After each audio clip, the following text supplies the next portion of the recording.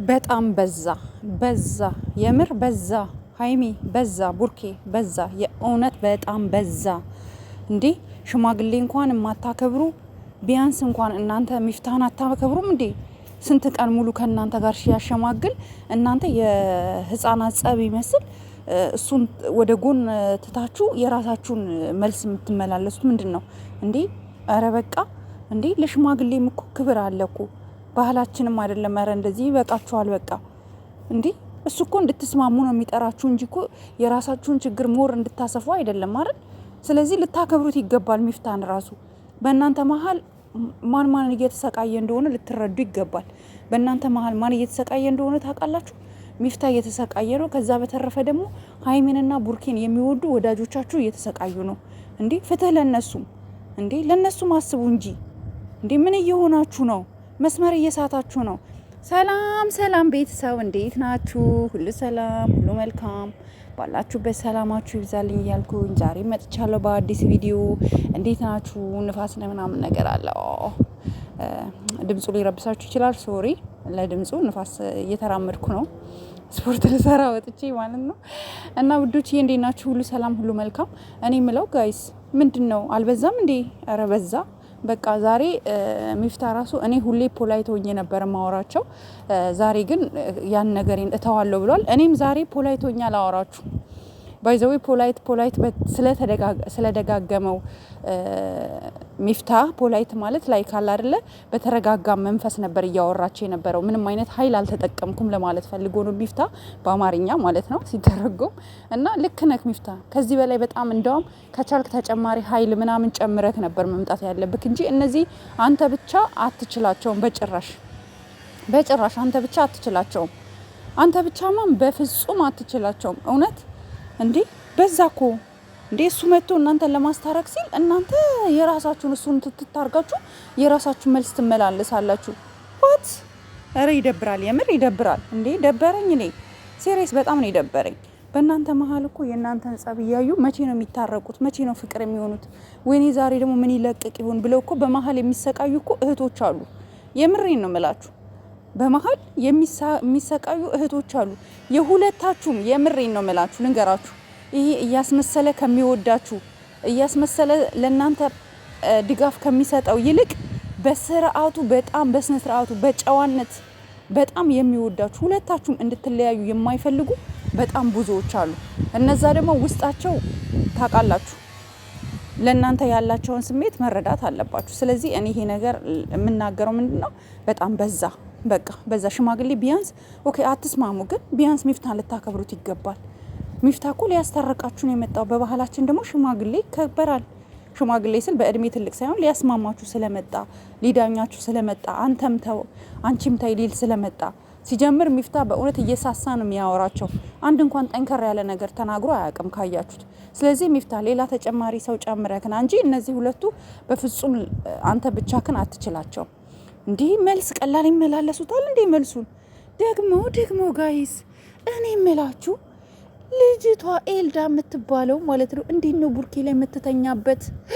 እንዴት ነው የምትሆንበት? ላዩ ላይ ጥምጥም ሆዱን ዳበስ እጁን ያዝ ድብስብስ እጁን እያወራች አይታችኋታል። እነሱ እያወሩ ነው፣ እሷ ግን የለችም። የቡርኬን ጡንቻ ትዳብሳለች፣ ሆዱን ትነካካለች። በቃ የሆነ ነገር እጇን እንትን ትላለች። በቃ እንዴ! አረ ምንድነው ኤልዳና ካሜራ መደቀኑን ረስተሽዋል እንዴ? እኛ ይሄንን እንድታረግ ምን ፈቅድላት ለሀይሜ ብቻ ነውና አንቺ እያረግሽ ያለሽው ነገር ነውር፣ ሼም ነው። የእምር ሼም ዩ ዴ። ወዴት እየሄደ ነው ነገሩ ጋይስ? እኔ ምንም አልበራልኝም። ይሄ ነገር ምንም እየታየኝ ያለው ነገር ጥሩ ስሜት አይደለም። እንዴ በጣም ነው የገረመኝ።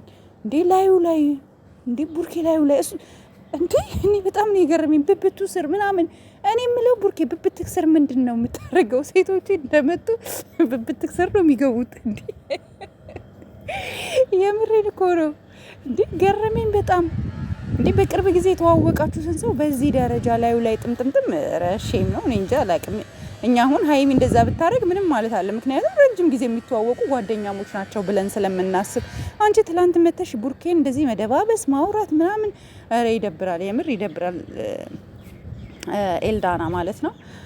ሌላው እኔ የምለው ዛሬ እኮ ሸገር ዝናብ ነበረ። እኛ ቤት ቪዲዮ ተደውሎልኝ እየዘነበ ነበረ ኦልሞስት ከ2-3 ሰዓት በፊት እና አንቺ ግን በሾርት ነው ያየንሽ ኤልዳና። ምንድን ነው ቡርኬን ለማማለል ነው? ኦፍኮርስ ያው ቡርኬን ለማማለል ብለሽ ነው መቼስ። ከጉልበትሽ በላይ የሆነች ትንሽዬ ቁምጣ በክረምት ነው ኢስ ዊንተር ራይት ወሩ እኮ የክረምት ወር ነውና ታውቃላችሁ። አላቅም፣ እኔ ግን አላቅም። ያው አዲስ አበባ ስላሉ በቅርብ ጌታን ቅድም ደውዬ ስልክ ዝናብ ነበረ እያሳዩኝ ነበረ በቪዲዮና እንዴት እንደሆነ አላቅም። ብቻ እሺ ኤልድዬ ይመችሽ፣ ደስ ካለሽ ኦኬ። ግን ቡርኬን ይሄ የምትነካኪውን ነገር ግን ብትቀንሺ መልካም ነው። የምትደባብሽ ወደ ብቱ ስር የምትገቢው ነገር ምናምን። ሌላው ስለ አለባበስሽ ምናምን እኔ አውቄ ነው፣ መብትሽ ነው የፈለግሽውን መልበስ። ለቀልድ ያክል ነው እንዴ። በጋ ላይም እኮ ብርድ ልብስ ለብሶ መሄድ ይቻላል። ኢትስ ኖርማል ኢትስ አፕ ቱ ዩ። እና በተረፈ ግን እውነት ቡርኬና ሀይሚ ግን በጣም እያበዛችሁት ነው። ዛሬ ይሄን ስናገራችሁ ቅር እያለኝ ነው፣ በጣም ስለምሳሳላችሁ ማለት ነው። ሌላው ግን እኛ እሙሽዬ መታ በቃ ነገሮች እንድታስተካክልልን ማድረግ አለብን እንጂ እነዚህ ልጆች እንደምታያቸው ናቸው።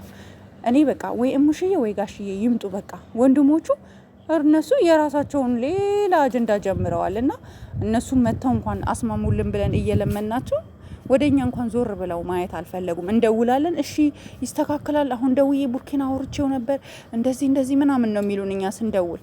እና ምን አለበት 130 ኪሎ ሜትር ነው ከቡታጀራ አዲስ አበባ። ኢዩት ማፕ ላይ ታገኙታላችሁ። አይ ዶንት ኖ የትራንስፖርቱ ወጪ ሜቢ ከ300 ከ400 ብር ይበልጣል ብዬ አላስብም፣ እርግጠኛ ባልሆንም ማለት ነው። እና ምን አለበት መተው አንድ ጊዜ ተው አንተም አንቺም ተይ ብለው አስማምተዋቸው ቢሄዱ። እውነት በጣም ነው የከፋኝ። እንዴት በዚህ ደረጃ ወንድሞቹ ራሱ ይጨክናሉ? የእውነት በጣም ይደብራል። የእውነት እንዴ ለእኛም አስቡ እንጂ። እኛ እኮ እንደዚህ እየተጨቃጨቃችሁ እየተጣላችሁ ስመጡ ምግብ የማይበላ ይኖራል፣ ስራ የሚፈታ ይኖራል፣ የምር ስራ የሚያስጠላው ይኖራል፣ የሚያለቅስ አለ። በጣም ብዙ አይነት ነገር ነው የሚታየውና ለነዚህም አስቡላቸው። ይሄ ነው እኔ የምለው። ይሄ ጨርሻለሁ በእናንተ ዙሪያ። ሌላው ጀግና ማለት የአረብ ሀገር ሴት ናት፣ እራሷን የምትችል ቤተሰቦቿን የምታስተዳድር ብሎም ለሀገሯ የተለየ ነገር የምታደርግ ሴት ማናት? የአረብ ሀገር ሴት ናት። ይህንን ርዕስ እንዳትረሱት እሺ። ይሄን ያልኩትን ለኔ ጀግናዬ የአረብ ሀገር ሴት ናት፣ የመዳም ቅመም ናት። ልክ ነኛ ጋይስ? ትክክል። አዎ። ስለዚህ ሀይሚና ቡራ መቼም አይለያዩም እያላችሁ ኮመንት ላይ አስቀምጡልኝ። ጠላት እኔ ተስፋ አልቆረጥኩም። በቃ ሀይሚና ቡራ መቼም አይለያዩም እያላችሁ በልብ ቅርጽ አጥለቅልቁት። ጠላት ያንን እያየ ይቃጠላል፣ ግን ይታረቃሉ። እመኑኝ ይታረቃሉ። ሁለቱ ይታረቃሉ። በቃ ይታረቃሉ። እኔ ሁለቱ ከተለያዩ አልኳችሁ ዩቱብ አቆማለሁ። ይኸው ቃሌ ነው። ቡርኬና ሀይሚ ከተለያዩ እኔ ዩቱብ አቆማለሁ። ይኸው ቃሌ ነው። በቃ ቃሌን ደግሞ ፈጽማለሁ። ስለዚህ ሁላችሁም ሀይሚና ቡራ አይለያዩም የሚለውን ኮመንት አስቀምጡ። ሁለቱንም ስለምንወዳቸው ማለት ነው። እኛ እንደ ሌሎቹ ግማሽ አንደግፍም። ግማሽ ቡርኬን ግማሽ ሀይሚን እኔ አልደግፍም። ሁለቱ አንድ ላይ እንዲመጡ ነው ፈልገው ስለምወዳቸው ማለት ነው ጋይስ። እና ቻሌንጁ እንዳይረሳ 30 ሺህ ከገባሁኝ የማደርገውን ነገር አሳያችኋለሁ ብያችኋለሁ። ለሁሉም ሰው የሚጠቅም ነገር ነው ማደርገው እና